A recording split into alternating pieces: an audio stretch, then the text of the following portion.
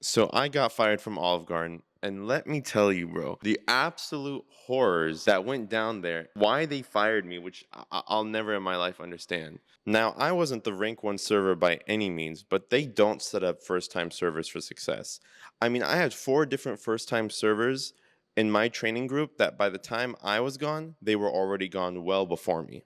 I mean, it's not hard to see for one reason or another why they left. I mean, I must have had like one of the worst Olive Gardens in America. And let me just give you a few reasons why. Just on my first week of the job, I remember a guest called me and it wasn't my table. And I assumed they just wanted help, maybe a drink or something.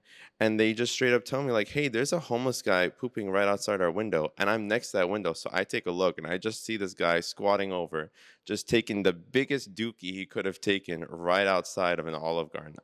There's a trash can right next to us. I don't know why he didn't go there in private. So I go tell my manager what the guest complained about. He didn't even seem surprised. He was just like, oh man, again? It's like he gave this warning to this certain guy like 20 times. And my manager goes up to the guy and he's like, all right, I'm leaving. Honestly, that should have just been a clear sign right away. On top of how they just hired me on the spot without even asking me anything other than the fact that if I can work weekends. Now, I wasn't at this job alone. I also had my best friend with me, and he drives a red EcoBoost Mustang, and I just drive a blue Honda. And ironically, they're both around the same price. But on our first month of the job, his car gets broken into, and he didn't even want to work that day. It was a Sunday. He had stuff to do. He didn't really want to work that day. He was thinking about dropping the shift, but he does it anyway. His car gets broken into, parked right next to mine, by the way, and that just totally negated the day that he went. He might as well have not gone to work. And after that, I was under the constant threat of my car being broken into, which is just really annoying to deal with. That if you're trying to go to work and make some money, your car, your valuables are all gonna get stolen, and you may as well have not gone to work. Depending on how much they stole, I may have as well have not even gotten the job. And that was just the location on the first month, mind you. Let me tell you why it was just a horrible server's nightmare. The weekends and the no pickup list were by far the worst things about this restaurant. And I'll get into what the no pickup list is, but the weekends were just horrible. So Olive Garden would be really busy, right? And any restaurant would have a certain pace about how many tables servers get and the timing of each table being sat. So for most restaurants, most hosts, they'll seat a party of however many and they'll space it out every 5 or 10 minutes for you to get another table. That way, you're not overwhelmed and you're at a good pace between each table. But if you're double or triple sat, that means you get two or three tables at the same time, which means that the second and third table are going to be waiting extra long for just their drinks or just to have their first orders taken. Now, sometimes that's an inevitable. It just happens. Sometimes at certain restaurants, I hosted at another restaurant, which was much better than Olive Garden. And sometimes, like, that's okay. Like, one time getting double set, one time getting triple set won't kill anyone. This was a constant thing. And we would go, I as a server and many of us as servers would go to the host and say, please don't do that. The managers would go in and say, screw that. We're going to seat them however we want to seat them. And we'd have lines and lines, and they would lie about the wait time so that they would make sure the guests don't leave. And it was just a horrible nightmare. On top of that, the kitchen was also getting rushed because if the servers are getting rushed, the kitchens are getting rushed. We'd have like hour-long ticket times for their food. Our guests waiting 20 minutes or however long to be sat now had to wait an hour just to get their food.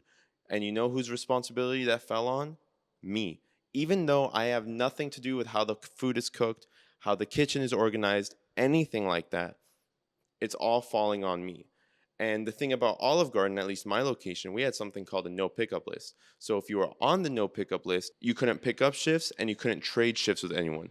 The only thing you could do is drop a shift. You know, there's a bunch of ways to get on the no pickup list. You had to use the Zios correctly. There's a lot of, if you didn't order certain menu items by the Ziosk, then you can get on the no pickup list. But the biggest thing was customer reviews. Customers don't really care to review a specific server. If they had great service, they had great service. They don't necessarily attribute it to the server. The irony is that if they had bad service, they attribute all of the bad service to their server. So I would always be stuck with weekends. I would have those 1 hour ticket times, and don't even get me started about how I would always be fighting for breadsticks and soup because for whatever reason, Olive Garden is always out of breadsticks and soup. And those breadsticks, man, like servers are always fighting for them, but I'll get into that in a bit. But I have all these factors that are not in my control just making my tips already so much worse than they should be, making my experience at the restaurant so much worse than it should be because I'm stressed out during all of this. And now I have to worry about a customer survey that I know they're not going to leave a good review, which they haven't, which then puts me on the no pickup list.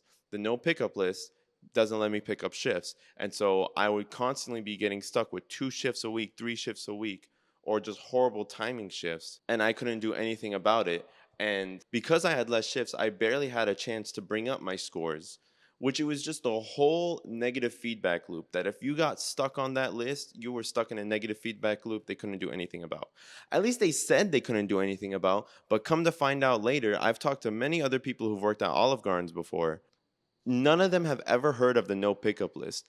Apparently, it's just something that's at my location. And there's many other things that happen at my location only, like the breadsticks. Let me get into that. So you would think at Olive Garden they would always have breadsticks on hand. I mean, that's their slogan: unlimited breadsticks, unlimited soup, unlimited salad. No. So at our Olive Garden, for whatever reason, by the way, the breadsticks comes in bags. They're not like handmade fresh dough, whatever.